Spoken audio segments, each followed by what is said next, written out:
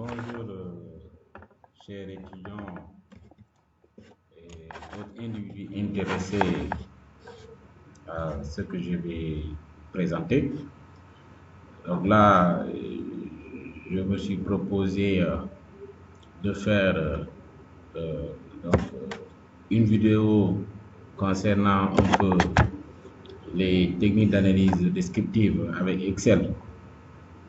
Là, donc, j'ai choisi une variable intitulée quantité vendue. Donc, c'est la quantité vendue, quantité d'un produit vendu. OK, donc, les observations sont enregistrées, OK, pendant une période de, disons, de 20 mois. Donc, les ventes là sont des ventes mensuelles. OK, donc ici, on a 20 observations. Maintenant, ce qu'on va essayer de voir ici avec Excel, c'est comment faire l'analyse descriptive. Et si ici, au niveau de l'analyse descriptive, les éléments auxquels je vais m'intéresser sont d'abord les caractéristiques de tendance centrale, okay, c'est-à-dire les indicateurs statistiques qui donnent une idée sur la tendance centrale, n'est-ce pas, d'un ensemble de données. Et ensuite, voir aussi l'analyse de la dispersion, ça, les indicateurs qui permettent d'évaluer la dispersion donc, avec Excel.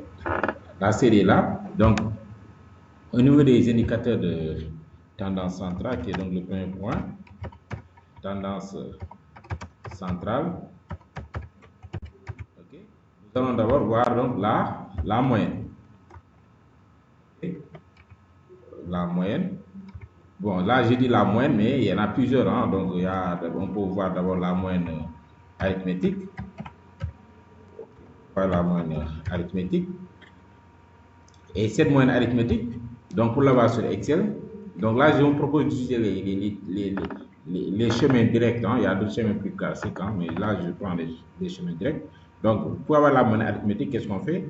On tape d'abord égal sur la cellule. Là, on va donc afficher le résultat. Et quand on met égal sur Excel, ça dit à Excel en fait qu'on veut faire une opération, ou bien utiliser une fonction parmi les fonctions incorporées. Donc là, je veux calculer la moyenne, donc je tape égal ou plus, hein, ça dépend, on peut prendre égal ou plus.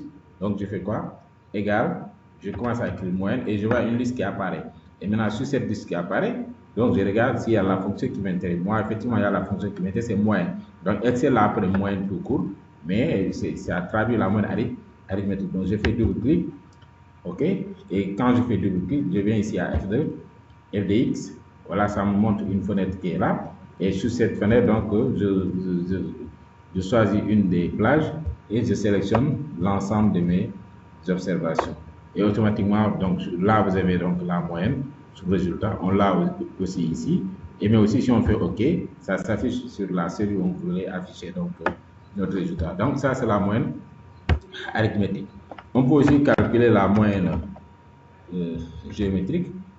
Là, je précise que cette moyenne géométrique intéressera les financiers parce que c'est elle qu'on utilise si on veut calculer par exemple le rendement moyen d'un titre. OK, donc moyenne géométrique. C'est elle qu'on utilise si on veut calculer le rendement moyen d'un titre ou bien en tout cas le taux moyen de croissance, comme ça. Peut-être dans les prochaines vidéos, on va peut-être revenir là-dessus. OK, donc là aussi, c'est la même chose, on fait égal, moyenne, voilà, et on aperçoit le moyenne géométrique. On fait double-clic là-dessus, on va à FDX, OK, et on sélectionne, n'est-ce pas, les données. Le résultat apparaît ici ou là, mais si on fait OK aussi, ça s'affiche sur là où on avait affiché là. OK, ensuite, il y a aussi la moyenne harmonique qui est utilisée souvent quand on veut calculer des taux de changement. OK, donc c'est aussi dans le milieu financier, hein, surtout le milieu des cambistes. C'est là qui font des opérations de capital sur en tout cas l'échange des taux de sur en tout cas ceux qui travaillent sur les taux de change. Voilà. Donc moyenne harmonique, voilà, c'est qu'ils échangent les devises justement. Moyenne harmonique. Donc la moyenne harmonique, elle aussi, elle est disponible directement, on fait moyenne. Donc là, maintenant, je vais prendre une autre, voilà, moyenne harmonique est là. Donc, je précise qu'on peut aussi, pour le cas des moyennes, à partir de là, directement sélectionner, n'est-ce pas? Donc, on fait, excuse-moi, plutôt, on n'a pas besoin forcément de passer tout par ça. Donc, égal,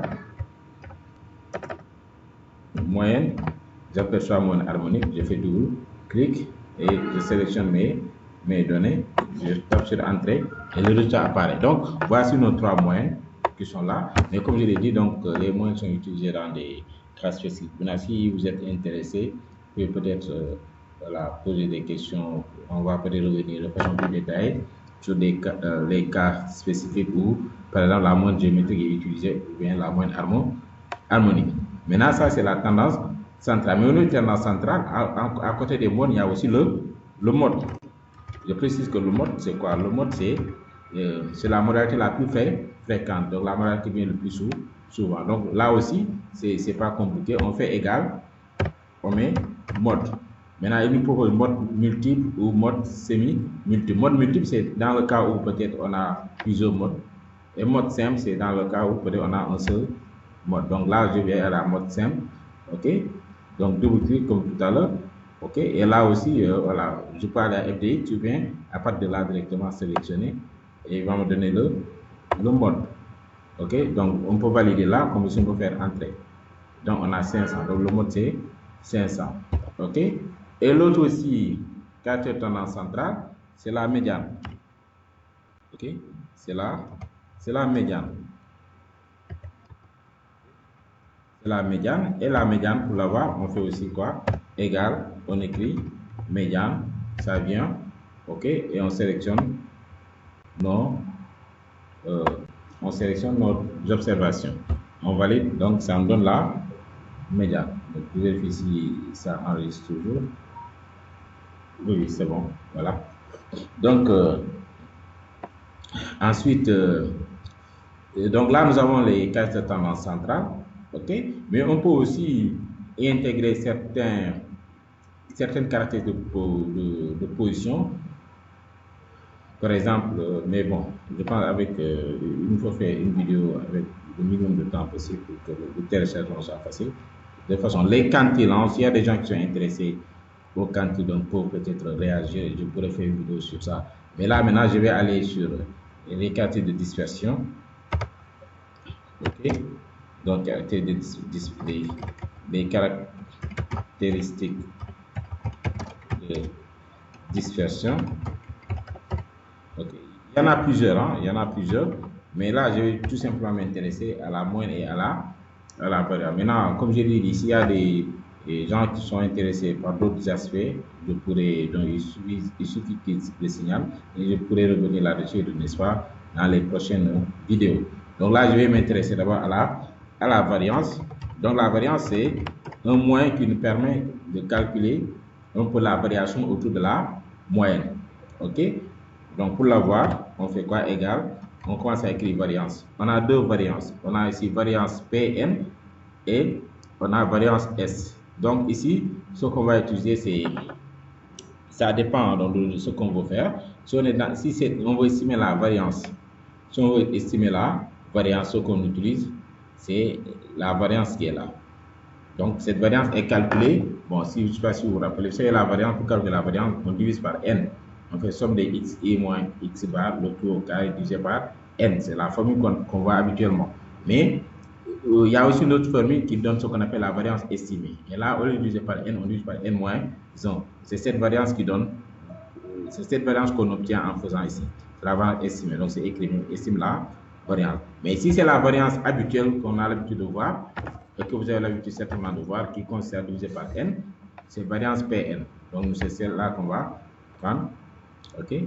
Voilà, et comme toujours, on sélectionne nos observations, entrée, on a notre variance. Elle est là. OK? Mais la variance, comme je l'ai dit tout à l'heure, permet de mesurer la variation autour de la moyenne. Et qui dit variation autour de la moyenne, dit aussi dispersion. Et si on est au niveau de la finance, la dispersion traduit l'incertitude, traduit le risque. Donc, ce sont ces indicateurs de dispersion qu'on utilise pour évaluer la dispersion, pour évaluer l'incertitude, pour évaluer le risque dans le milieu financier. Mais ce qui donne la valeur exacte de ce risque, c'est quoi, ou bien de cette dispersion, c'est quoi? C'est l'écart. C'est l'écart type. l'écart type. Et l'écart type, c'est quoi? C'est l'écart type, donc on va aussi écrire la même chose, écart type, mais tout le monde sait que c'est la racine de la variance. Rien ne nous empêche aussi de faire racine de la variance que nous allons trouver. Mais sur Excel, la fonction est déjà incorporée, elle est là. Donc voilà, écart type pur seul, écart type standard. Donc l'écart type standard qui est là correspond à la variance S, qui est la variance SI, estimée, donc qui est obtenue en divisant par n-1. Mais nous, c'est la variance qui est là qu'on va utiliser. Donc la variance qu'on a l'habitude d'utiliser, la variance simple. OK? Donc là, c'est variance Pearson, on fait double, excusez-moi, écart type Pearson, on fait double clic et on sélectionne nos observations et on a ici l'écart type. OK? Très bien. Donc, mais nous, ce que nous voulons apprécier, après, c'est le risque. Donc, l'écart type, c'est vrai, c'est la valeur exacte du risque, mais le regarder comme ça peut ne pas très bien nous édifier sur un peu le niveau, c'est-à-dire ne permet pas d'apprécier le niveau de dispersion. C'est sa valeur, mais ne nous permet pas d'apprécier le niveau de dispersion. Je donne un exemple. Par exemple, si vous prenez un sac d'oignons de 25 kg, ok, maintenant, c'est pas lourd, ça dépend, n'est-ce pas, des gens. Donc, quelqu'un qui soulève un sac d'oignons de 25 kg peut penser que c'est léger, ok, au moment où quelqu'un d'autre peut penser que c'est lourd. Mais ce qui est sûr est que le poids de 25 kg n'a pas changé. Donc, le poids, c'est 25 kg. Maintenant, ça dépend des appréciations. Donc, l'écart type, c'est ça en fait. La valeur de l'écart type, elle mesure la dispersion. Elle est là. Mais comment l'apprécier, ça dépend aussi, n'est-ce pas? N'est-ce pas? L'appréciation, en tout cas, dépend. OK? Raison pour laquelle, pour tout canaliser, on calcule souvent le coefficient de variation, notre CV, qui va permettre donc d'apprécier, d'avoir un indicateur d'appréciation. Donc, je précise que l'écart type, c'est la valeur. Et maintenant, pour avoir n'est-ce pas, un indicateur d'appréciation, on utilise le coefficient de variation. Le coefficient de variation qui est égal à quoi? Qui est égal à l'écart type divisé par la moyenne. Donc ici, c'est divisé par quelle moyenne? On va prendre la moyenne arithmétique. OK? Divisé par la moyenne arithmétique. Voilà, et on valide. Donc, ça nous donne ce qui est là. Maintenant, ce qu'on dit souvent, c'est quoi? Il faut comparer cette valeur à 0,3. Quand la valeur est inférieure à 0,3, on suppose que la dispersion est faible autour de la moyenne. Et quand la valeur est supérieure, on suppose que la dispersion est forte autour de la moyenne. Donc, nous, ici, on a quoi? Une valeur qui est inférieure donc à 0,3. Donc, on va, excusez-moi, inférieure à 0,3. Donc, on va supposer, OK, que la dispersion est, donc, la dispersion est faible, voilà, ou faible autour de la moyenne. Donc, voilà, la dispersion est faible autour de la moyenne. Très bien.